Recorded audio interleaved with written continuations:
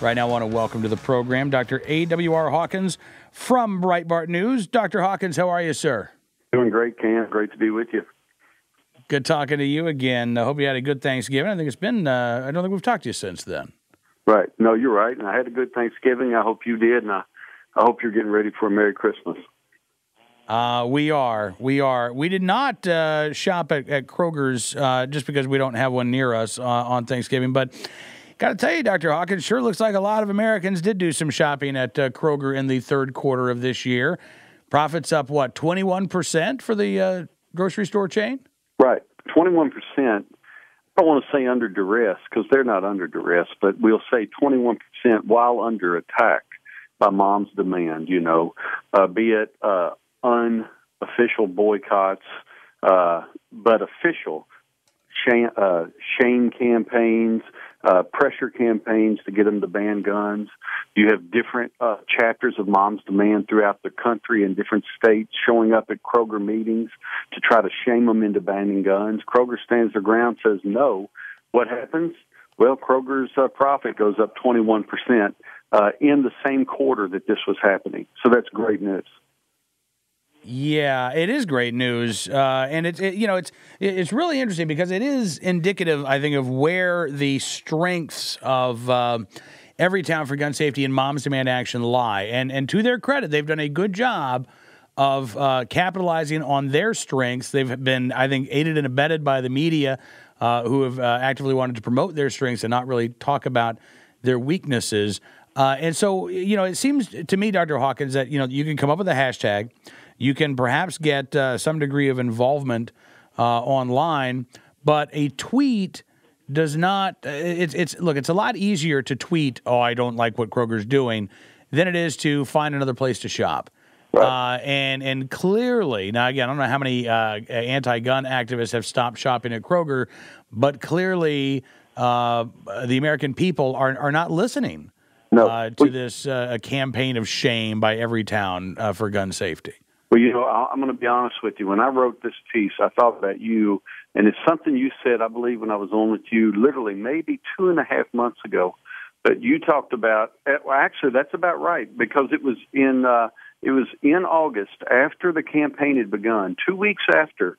The campaign was launched against Kroger October 18th. 2 weeks after that, Kroger came out and said, "We will not change our policies. We trust our customers." I was on with you after that, and you said that you thought Mom's Demand, that their impact was greatly exaggerated by the way the media handled them.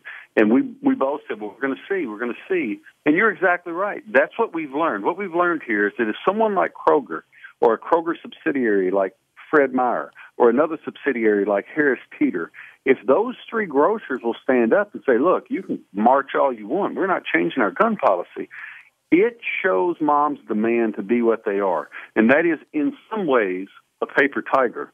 And this gives more retailers the boldness to stand up and go, look, our shoppers are loyal to us because they enjoy freedom, and it's worth it to take a stand here. And I think that's important.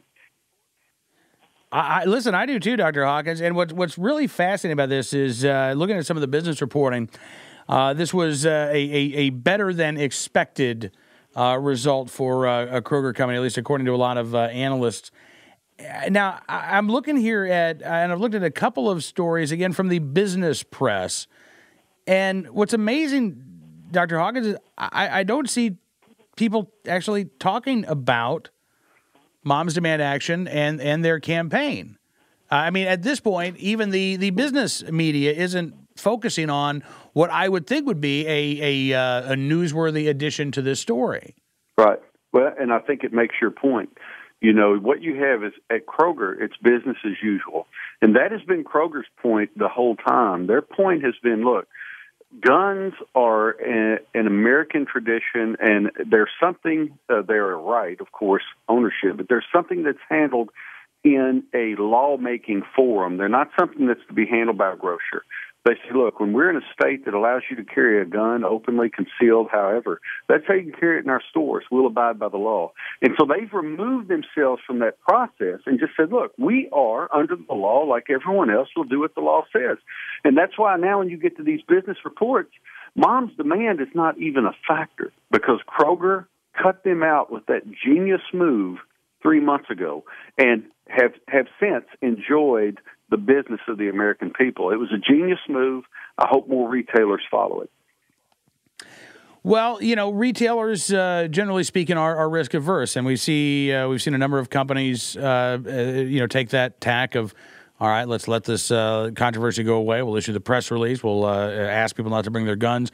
We won't change our policies. We'll try to, play that middle ground here. And as you say, Kroger and Staples as well very vocally said, no, we're not going to change our policies.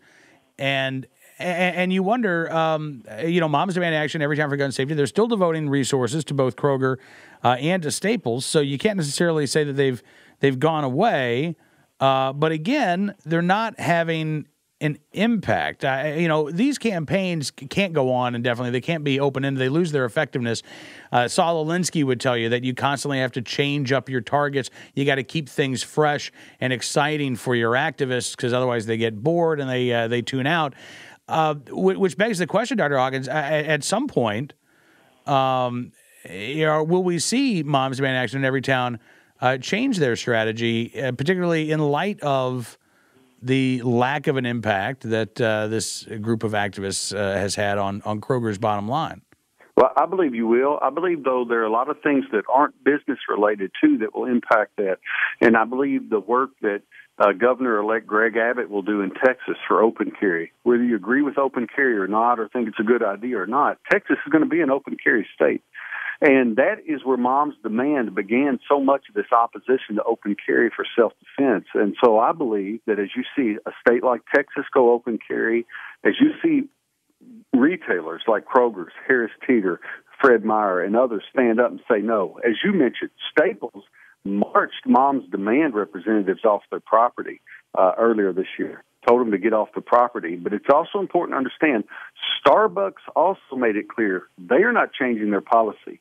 Mom's Demand claimed Starbucks as a victory early this year. Starbucks did not change their policy for Mom's Demand. And I believe every place in the road where they hit resistance highlights these things, and people begin to check, and they go, ho, ho, ho. There hasn't really been this track record of victory we were told of. And I believe that as those things come together, they build a case for telling Mom's Demand no. Hit the road, we're done with it. And I hope that happens sooner rather than later. Dr. AWR Hawkins, always a pleasure talking with you, sir. Thanks very much for your time, and look forward to doing this again very soon. Thank you, and have a Merry Christmas if I don't speak to you before then. Let's see, December 8th. I'm just making a prediction. We'll be talking to you before Christmas, but Merry Christmas to you as well. It's the season, Thank you, and I hope we talk before then, too. God bless you, friend. Thank you, sir. You too, Dr. AWR Hawkins with us from Breitbart here on NRA News Cam and Company.